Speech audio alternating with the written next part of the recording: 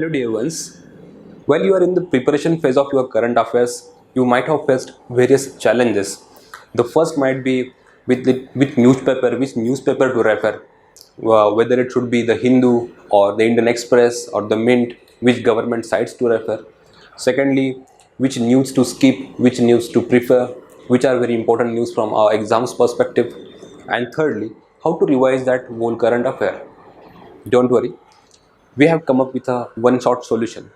My name is Satyajeet and I welcome you all in this new initiative by this academy in which we are going to cover the current affairs on weekly basis. This session, these current affairs sessions will cover the important news from very important sources, very diversified sources such as the newspapers like the Express, the Hindu, Mint and various important government sites. And then secondly, it is very revisable on the weekly basis, right? So to start with, we are going to start with the first week of this November month. So I welcome you all again. Let's start with our news. So let's see first news. This first topic to discussion is about this MGNREGA tracker report. So it is basically a report. If you want to link this news to your syllabus, it goes to this main syllabus, it's GS2 syllabus. In GS2 we have a social justice topic where a particular syllabus topic is, as it is noted there, welfare schemes for vulnerable section of population by center and state and their performance. So this news go to this syllabus topic. This report is actually published by two institutions. The first institution is your People Action for Employment Guarantee and second institution is LipTech India. So through this report, these two institutions try to what they track the implementation of this MGNREGA Act and its subsequent funds, right? And this report is actually based on this MIS data, that is Management Information System data, that is very authentic data. So let's see what they have actually found out through this report about this MGNREGA's implementation and all. And as you know, this very basically MGNREGA आहे काय की ही MGNREGA is actually a rural employment guarantee scheme where eligible households on demand get 100 days of your guaranteed employment, right? So under this act they are ensured, they are guaranteed with this provision of this work, right? So this report is actually very shocking, actually unfortunately very shocking. So in three important perspectives. So first of all, what they have found, there is inadequate budgetary allocation for this MGNREGA scheme and that is leading to the delays of the payment. So what is the concept actually? We will see what concept is actually. होते काय की due to this inadequacy of this budget, right? So midway in your financial years midway this budget gets exhausted आणि मग काय होतं की पुढचे payment जे आहेत त्यांना वर्कर्सला काम मिळत राहतं पण त्याचे वेजेस जे आहेत त्याचं पेमेंट जे आहेत ते अरियर्स म्हणून it is getting paid into the next year's budget, right? So what is actually happening due to this inadequacy midway तुमचं बजेट संपतं आणि देन पुढचे 6 महिने लोक काम करतात पण त्या कामाचा त्यांना मोबदला लगेच नाही मिळत, तो पुढच्या वर्षी मिळतो. सो that's why it is getting delayed. So if you want to look into this year's scenario, even this year's budget for this MGNREGA is actually 34% lesser than the last year's budget, and even till September 2021 we have exhausted 90% of it, and by October end you can imagine we might have even exhausted 100% of this budget. So ह्याचा अर्थ नाही की लोकांना काम मिळणार नाही, पण काम मिळेल पण पुढच्या वर्षी बजेट. जसं की ह्या वर्षीचं बजेट जे MGNREGAचं that is 73,000 crores and out of that 17,000 crore हे मागच्या वर्षीचे पेमेंट जे बाकी आहेत ते देण्यासाठी आपण तिथं अलोकेट केलेलं आहे, जे पुढच्या वर्षी पण सेम होईल. So this is how inadequacy is leading to delays in the payment. Now secondly, what they have observed, very interesting observation is this: we in sense the government is artificially suppressing the demand for the jobs of the MGNREGA work. So how? बेसिकली ही concept मागच्या observation सोबत linked आहे. So जेव्हा budget हे inadequate आहे, it is leading to payment delays. So payment delay होत आहे डिले इतकं होतं की ते 6 ते 8 महिन्याचा डिले आहे. सो कॅन यू इमॅजिन की जे वर्कर्सची इकॉनॉमिकल स्टेटस इतकं वेल ऑफ नाही आहे ते 6 महिने कसे वेट करू शकतील त्यांचं पेमेंट मिळण्यासाठी, आणि हाऊ दे विल लिव्ह, राईट. सो मग काय होतं की they just don't demand for the work and they find some other works except this MNREGA. So what is this actually? This is actually artificial suppression of the demand, right? आणि हे होते केव्हा की जेव्हा हे ॲक्टचे provisions कशा आहेत. सो तुम्हाला ह्या 2 ॲक्टचे प्रोव्हिजन सांगणं फार इम्पॉर्टंट आहे ह्याच्याशी related, right. So what this act has provided for actually, this government is actually mandated to provide the work within 15 days of the work demanded. Otherwise, these workers are entitled to get unemployment allowance. This is first provision. And the second provision is like, if these, and these workers are again entitled to get the payment within 15 days of the work completion. Otherwise, these workers will get this delayed, allowance delay. So that is called as compensation for delays. But in this case delay होतं आहे, कम्पन्सेशन पण मिळेल. पण problem असा आहे की हे तुमचं veg plus कम्पन्सेशन इतकं छोटं असतं की जे 6 महिने वेट करण्यासारखं नाही आहे, right. That's why so this workers are shifting from this MNREGA work to the some other casual informal works. Actually this MNREGA work is there right under this act, right. Then third observation is very important, where this is a new phenomena this year, by the way. This is observed very recently ki these caste based payment delays have been taking place in this MNREGA fund disbursement. होतं काय दरवर्षी की state governments त्यांचं मनरेगाचं budget as a bill म्हणून central गव्हर्नमेंटकडे पाठवतं. म्हणजे की एक state गव्हर्नमेंटचं एक बिल असं सेंट्रल गव्हर्नमेंटकडे जातं. सेंट्रल गव्हर्नमेंट ते पैसे पुन्हा स्टेट गव्हर्नमेंटला देतं, हे पेमेंट्स अँड ऑल हे सगळं मिळून. पण what is happening actually की this year this central government has came up with a very important circular where this central government has asked the state government to send 3 different bills. त्या बिल्सला आपण officially म्हणतो FTO, that is Fund Transfer Orders. So the central government has asked the states to send 3 different FTOs, one for SC, one for ST and one for others community, right? So what these institutions through this report have observed की these others communities J fund आहेत ह्या other कम्युनिटीचे they are getting delayed than these other 2 communities. That means SCs and SC community workers are getting payments of their work much earlier than this others community. And actually this total, out of this total 100% of their workers, 87% of these workers belong to this others community. So that is leading to caste based tensions at the work site. You can imagine, right? So SC against others because the payment is getting delayed आणि हे worker मधलं tension वाढवतं आहे, right.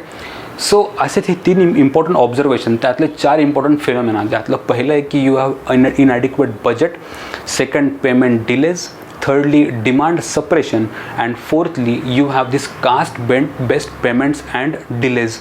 ह्यामुळे होतं आहे काय की हे ultimately इकॉनॉमीला impact करतं आहे. सो कसं की तुम्हाला एक बेसिक इकॉनॉमिक कन्सेप्ट माहिती आहे की जेव्हा इकॉनॉमिक रिकव्हरी करायची असते आणि एस्पेशली आफ्टर कोविड टाईम जिथं आपली इकॉनॉमी एकदम एक डाऊन फेजमध्ये चाललेली आहे. So for this economic recovery we have to recover our purchasing power, especially the purchasing power of rural India. जेव्हा पर्चेसिंग पॉवर येईल लोकांकडे म्हणजे पैसा येईल, सो त्यांची डिमांड वाढेल आणि demand will lead to the increase production and this increased production will lead to the heating up of this engine of economy. So what does that mean for this recovery of whole Indian economy? This purchasing power with the rural economy is very important, and this MNREGA wages play a very important role in this regard, right?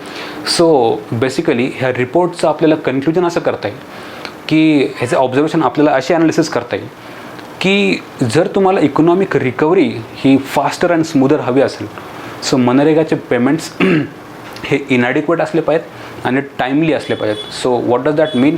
This MNREGA payments which are very adequate and timely हे is very important for this economic recovery, especially after this COVID slowdown, right? So this was very interesting finding. I hope you got right. Secondly, second news is on this our lower judiciary and this centralized recruitment. This is, of course, is about this All India Judicial Services. As you know, our justice system or our judiciary, Indian judiciary, is in the pyramidal form, where on the top of it we have Supreme Court. मिडलला high courts असतात, right. आणि हायकोर्टच्या खाली जे सगळे judiciary जे system आहे that is called as maybe district courts, municipal courts etcetera etcetera. हायकोर्टच्या खालची सगळी judicial system is called as lower judiciary, right.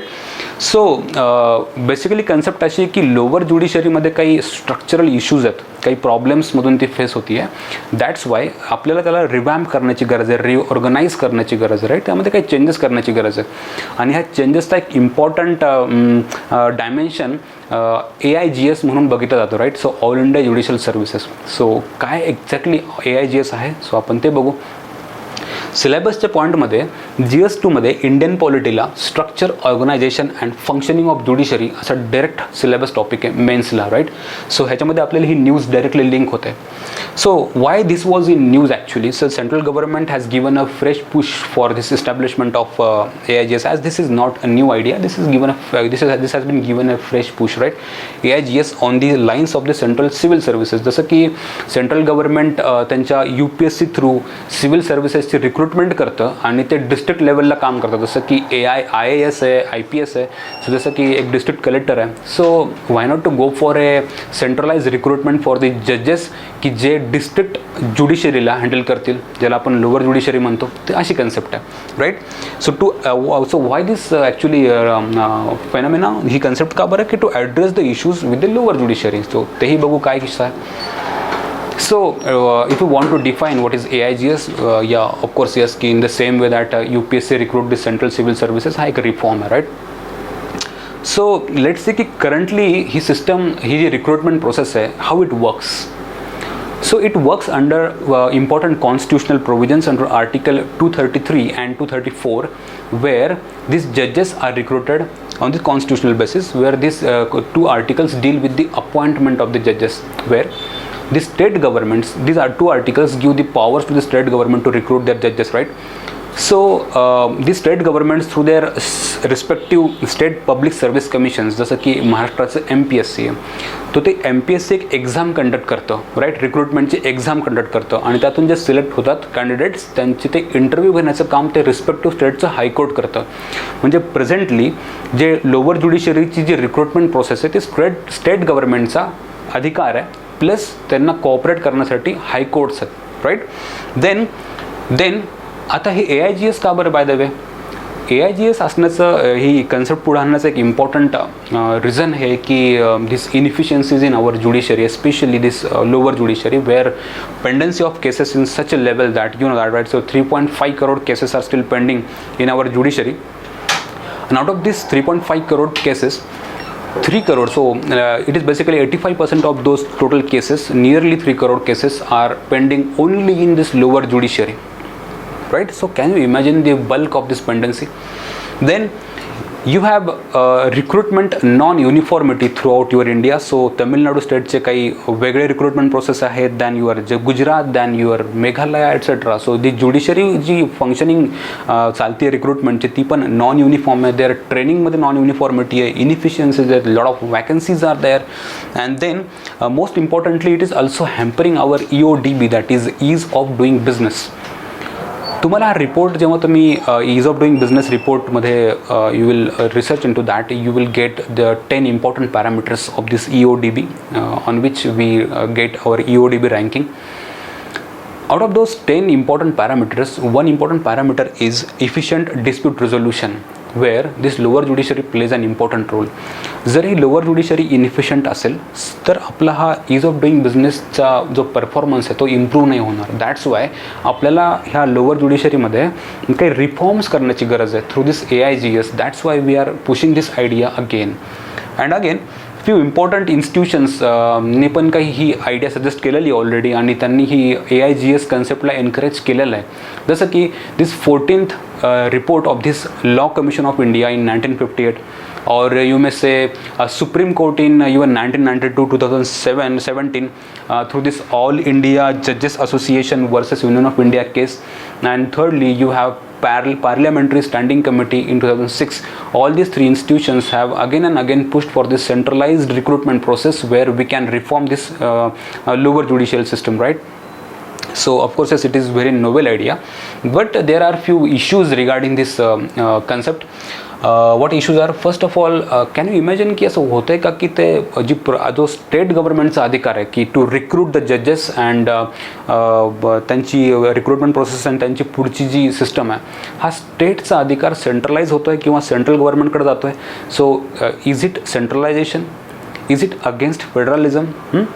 Then secondly is it against separation of powers? By the way म्हणजे काय की separation of power काय सांगतं की legislature will make laws, judiciary justice देईल आणि जे एक्झिक्युटिव्ह जी थर्ड विंग आहे आपली that will implement the laws.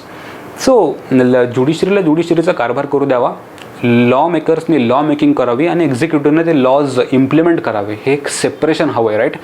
पण आता जेव्हा हे एकमेकात इन्वॉल्व होतात जसं की फॉर एक्झाम्पल सेंट्रल गव्हर्नमेंट हे ज्युडिशरीचे रिक्रुटमेंट करत आहे. सो अगेन हे एक सेपरेशन ऑफ पॉवरच्या अगेन्स्ट चाललं आहे. And what about the independence of judiciary? And you know, independence of judiciary is one of the basic principle as stated under this Keshwanand Bharti case in 1973, right? Then the third important issue has been raised regarding language.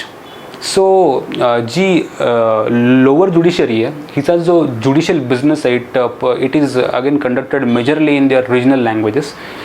तो can you imagine की जो तमिळनाडूचा candidate समजा select झाला आहे central प्रोसेसमधनं आणि त्यांचं cadre मिळालं त्याला की लेट्स ए गुजरात, त्या गुजरातच्या लोअर ज्युडिशरीमध्ये त्याला केडर मिळालं आहे लेट्स ए डिस्ट्रिक्ट जज म्हणून.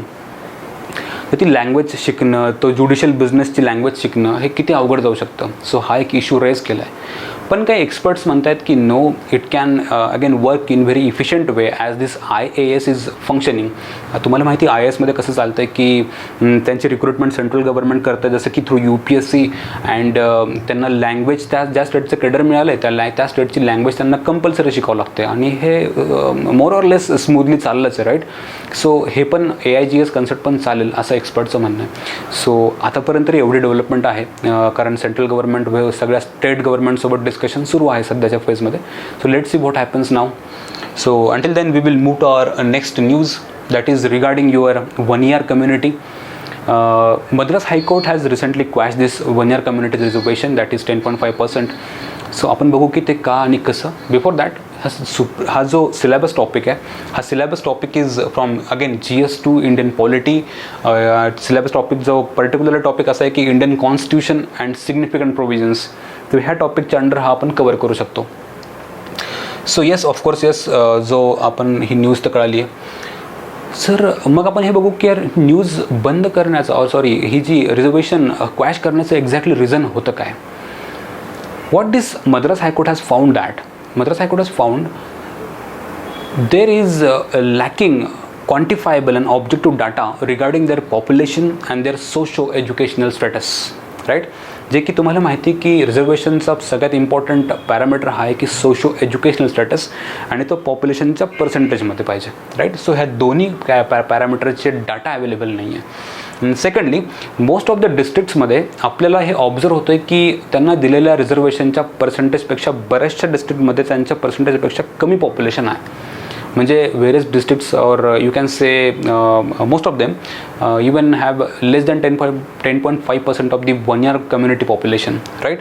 सो ऑफकोर्स येस की हे तर कॉन्स्टिट्यूशनच्या अगेन्स्ट चाललं आहे. दॅट्स वाय मद्रास हायकोर्टनी अल्ट्रा वायस ठरवलं आणि ह्याला बंद करून टाकलं रिझर्वेशनला.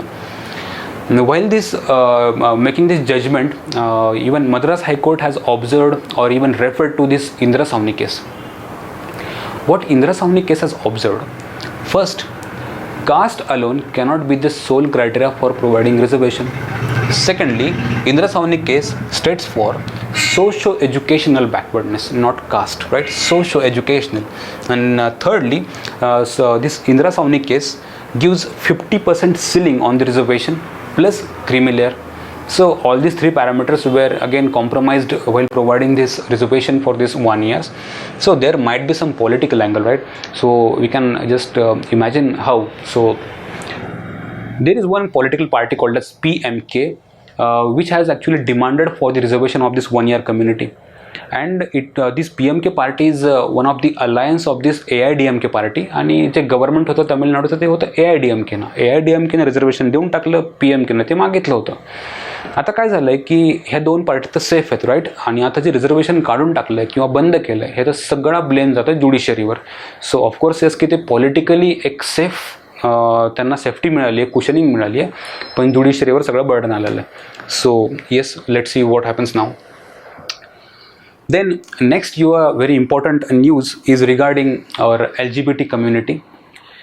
This is Dabur advertisement which was very controversial, actually not controversial, but it was again facing this public intolerance, and that's why this public intolerance made it to push down, right?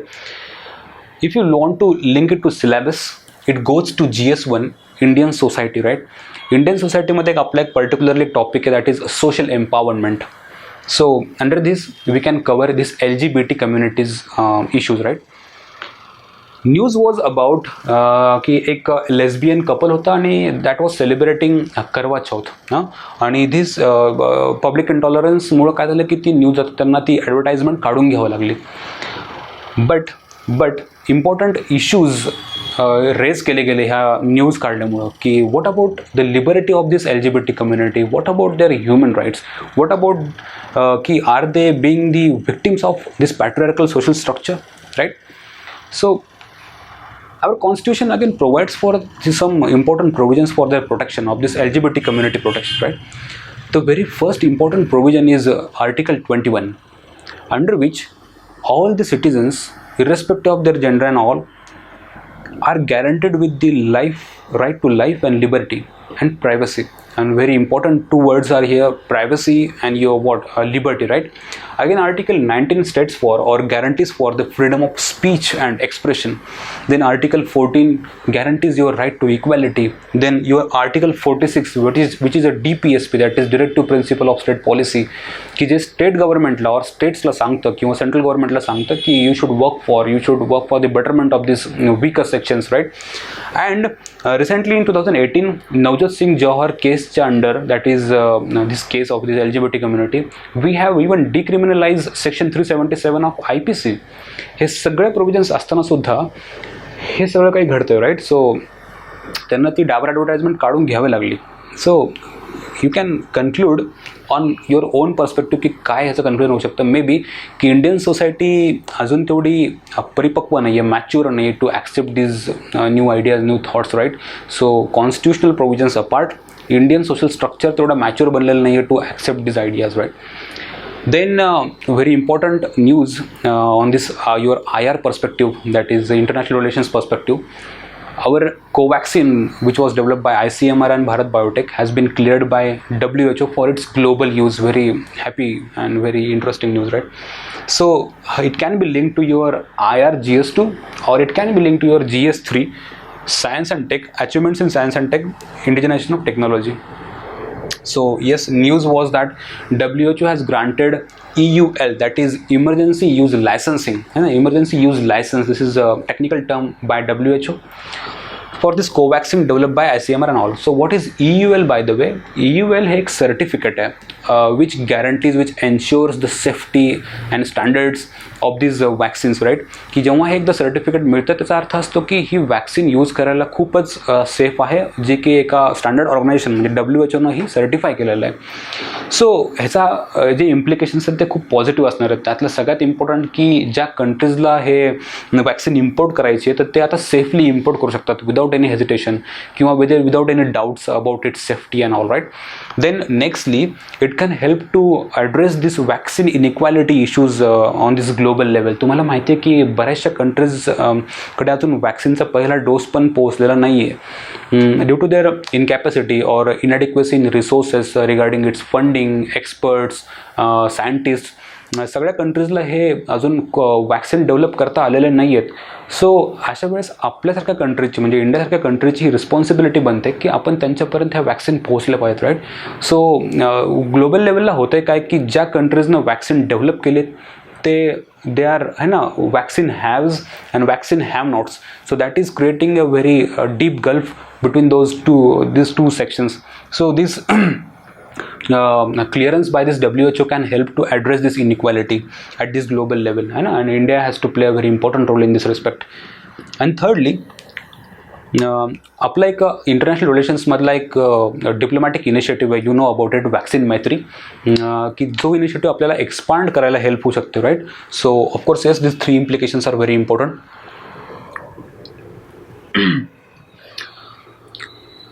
Again, one important development has happened on this global platform where this G20 has recently concluded its recent summit at Rome. So this is again syllabus from international relations where particular topic is global groupings syllabus madla, right. These leaders at this G20 summit met to address these most pressing global challenges, then your common efforts for the post-COVID economic recovery and sustainable development and inclusive growth related issues and all, right. So these were the agenda on this G20 Rome summit. So various key important decisions were taken on this platform. The first very important decisions was regarding your climate change, where these countries, G20 countries, have identified that if you want to achieve sustainable development goals, very key enabler is sustainable and responsible consumption and production, right. जर तुम्हाला sustainable किंवा climate चेंजला थांबवायचं असेल किंवा sustainable development करायचे असेल तर तुमचं प्रोडक्शन आणि कन्झम्पशन हे सस्टेनेबल आणि रिस्पॉन्सिबल असलं पाहिजे, हे रिकॉग्नाइज केलं आहे ह्या कंट्रीजनं, right. Then secondly about health, this countries have agreed to strengthen WHO, की ज्यांना आपलं पोस्ट कोविड जी रिकव्हरी आहे ती खूप लवकर, हेल्थ रिकव्हरी ही चांगली होईल. थर्डली अबाउट फूड सिक्युरिटी, की of course yes about food security and nutrition, जे ग्लोबल लेवलचं hunger and all you know about that, की हे ॲड्रेस करण्यासाठी this G20 countries have agreed to join this FAO platform. त्यांचा जो प्लॅटफॉर्मचं इनिशिएटिव्हचं नाव आहे that is called as food coalition, की FAO हे एक तुम्हाला माहिती आहे की एक UNची एक इन्स्टिट्यूशन आहे, फूड अँड ॲग्रिकल्चरल ऑर्गनायझेशन, की जी ह्या ॲग्रिकल्चर आणि फूड ह्या सेक्टरमध्ये काम करते. तर ह्या ऑर्गनायझेशनचा एक important initiative is food coalition. So this G20 countries have agreed to join this food coalition. Then very important success we have achieved on this platform where G20 countries न इंडियाच्या स्मॉल अँड मार्जिनल फार्मर्सची livelihood improve करण्यासाठी commitment दिलेली आहे. So what is this small and marginal farmers actually? SMF ही एक technical term आहे, एक फार्मर्सची कॅटेगरी आहे की जे फार्मर्स ज्यांची लँड होल्डिंग ही 2 हेक्टर म्हणजे 5 एकरपेक्षा कमी आहे त्यांना आपण टेक्निकली म्हणतो स्मॉल अँड मार्जिनल फार्मर्स. इंडियामध्ये टोटल फार्मर्सपैकी 86% ऑफ द टोटल फार्मर्स हे ह्या कॅटेगरीचे आहेत, SMF, की ज्यांची land holding per head land holding ही 2 हेक्टरपेक्षा कमी आहे, राईट. सो त्यांची लाईव्हलीहूड एन्श्योर करणं, त्यांची लाईव्हलीहूड सेक्युअर करणं is very important for this rural economy and especially Indian economy. So we have achieved their commitment to improve this livelihood of this SMF category, right? So from this prelims perspective, we will look into what G20 is actually. G20 is an intergovernmental forum where 19 random countries and one member country as a European Union हे एकत्र आहेत, right? So EU plus you are 19, that becomes a group of 20 or G20. Then it was established to address the issues related to global economy, your financial stability, your climate change mitigation, or you can say sustainable development. All these issues it is handled on this platform G20. Then interestingly, this institution has members from both developing countries and or industrialized countries or developing countries, right? So we will look into this uniqueness of this G20 group. Yeah. So the first important feature of this G20 is most of the world's largest economies are in this group, largest economies. Then secondly, as we know GDP, that is a gross domestic product, तसा एक global लेवलला GWP असतो, that is global है ना, gross world product. So out of दस total GWP 90% जे contribution आहे ते ह्या G20 कंट्रीजचं आहे. थर्डली, टोटल इंटरनॅशनल ट्रेडपैकी 75 to 80% ऑफ द ट्रेड हा G20 कंट्रीजकडनं चालतो. And world's 2/3 of the population ही G20मध्ये आहे. अँड अनफॉर्च्युनेटली ह्याच त्या कंट्रीज आहेत की ज्यांच्या through 80% of the total green house gas emission बाहेर पडतं. सो ही एक खूप important organisation in all the perspective, right. Then from this GS3 economy perspective आपल्याकडे काही न्यूज आहेत. त्यातली सगळ्यात important news is one study by RBI. ही study was regarding the currency in circulation, right. So currency in circulation म्हणजे hard currency जी लोकांमध्ये खेळती आहे सध्या, जी यातून ट्रान्झॅक्शन चालतात. and this study was conducted especially to analyze the amount of this currency in circulation after 5 years of demonetization. In nutshell, हे report हा जो स्टडी इट हॅज ऑब्झर्वड की जो डिमॉनिटायझेशनच्या वेळेस CIC होतं त्यापेक्षा इवन जास्त करन्सी इन सर्क्युलेशन आज मार्केटमध्ये आहे किंवा आज लोकांकडे आहे. इफ यू वॉन्ट टू की put into the numbers, so first की जी CIC आपण ही लाख करोडमध्ये घेतलेली आहे, लाख करोड. आणि जो तुम्हाला माहिती आहे की डिमॉनिटायझेशनचा डिसिजन हा 8 नोव्हेंबर 2016ला घेतला गेला. त्याच्या जस्ट आधी जी रिसेंट त्याची फोर्टनाईट संपते आहे ना, official fortnight, that was 4 November 2016. त्या दिवशी currency in circulation was 17.97 lakh crore. And then again in January 17 due to demonetisation ती कमी झाली, it reach to 7.8 lakh crore. But आत्ता रिसेंट फोर्टनाईट 8 ऑक्टोबर 2021ला it was 28.3 lakh crore. So it is much higher than even this 4 November 16 that is just before your demonetisation, right. So what this report has actually observed, he study observe अशी करते की where is your less cash economy, or we can say की cash still remains the dominant payment factor or the payment mode in our economy till today, right? So yes. Then next news we have regarding our informal sector. This is again a study by SBI, that is State Bank of India. SBI has observed the shrinking of this informal economy in 2021 after COVID pandemic, right? Syllabus जर link करता असेल तर it is from GS3 Indian economy. It is SBI report, of course, yes. Factually, it has shrank to around 15 to 20% of this formal GDP, right? So against that was 3 years before it was 52% of this the informal sector J contribution होतं that was 52%, and now it is only 15 to 20%, right? And it has even noted that 36.6 lakh jobs have been formalized. आपण हे बघू की यार हे होतंय काय. By the way you know about simple की what is formal informal. Formal म्हणजे काय की जिथे labour laws and all work लॉजनी प्रोटेक्ट केलेला जॉब असतो, आणि इन्फॉर्मल इकॉनॉमी म्हणजे की हे लेबर लॉजचं प्रोटेक्शन नसतं. ही सिम्पल डेफिनेशन आहे bye the way. More technical definition आपण GS मध्ये शिकू. सो हे का होतंय बाय द वे, है ना, हे का की इन्फॉर्मल इकॉनॉमी ही श्रिंक का झाली आहे. सो सगळ्यात इम्पॉर्टंट ह्याचं रिझन असं आहे की कोविडनं पूर्ण इकॉनॉमीला फटका बसलाच आहे, पण त्यात सर्वात जास्त impact was on the informal sector, right. So that's why की इट वॉज शुअर की इन्फॉर्मल इकॉनॉमी ही आदळणार. सो हे त्यातलं सगळ्यात इम्पॉर्टंट रिझन की कोविडमुळे इन्फॉर्मल इकॉनॉमी कमी झाली आहे.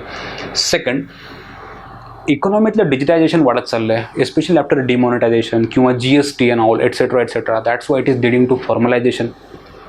Thirdly, in agriculture sector, this use of KCC, that is called as Kisan Credit Cards, right? So Kisan Credit Cardsचा यूज वाढत चालला आहे फार्मर्सकडनं. सो ॲक्च्युली हे काय होतं की हे ना बँकिंगचं पेनिट्रेशन वाढतं आहे त्याच्यामुळे की इन टू युअर ॲग्रिकल्चर सेक्टर, आणि हे फॉर्मलायझेशनकडे चाललो आहे आपण, राईट. अँड लास्टली की जे श्रम पोर्टल आपण जे सुरू केलं होतं की जिथे आपण we have huge database of this unorganised sector. So ह्यामुळं पण हे इन्फॉर्मलकडून आपण फॉर्मलकडे चाललो आहेत की जिथं आपल्याला डाटा मिळतोय की इन्फॉर्मल वर्कफोर्स किती आहे, त्यांना कसं शिफ्ट करायचं आहे, all. So all this four this parameters are again contributing to your formalisation, आणि together they are contributing to shrinking of the informal sector. And by the way you know that this is again a good sign. By the way Indian इकॉनॉमीतला total वर्कफोर्सपैकी 93% of the workforce is involved in the informal economy. Actually हे informal इकॉनॉमीमुळे होतं काय की they are not protected under various labour laws, various employment laws etcetera. They work in very harsh conditions, they are paid under this minimum wage act requirement, etc, right. So it is again, in one sense, it is a good news, by the way. Then we have very important news from this again RBI in GS3 economy. It is majorly a prelims perspective news, where RBI has just recently revised its PCA framework. PCA म्हणजे काय, by the way, की it is its long form is prompt corrective action, right.